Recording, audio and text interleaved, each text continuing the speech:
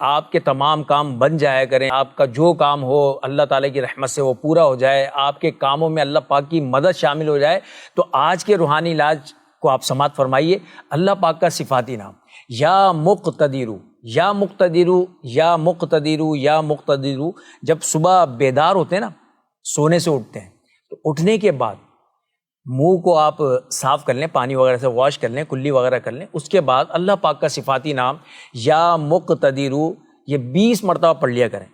انشاءاللہ عز و جل آپ کے کاموں میں مدد الہی شامل ہو جائے گی، اور جب مدد الہی شامل ہو جائے گی تو انشاءاللہ عز و جل آپ کے وہ کام تمام بن جایا کریں گے۔ ایک دفعہ اور سماعت فرما لیجئے، اللہ پاک کا صفاتی نام یا مقتدرو، یا مقتدرو، یا مقتدرو۔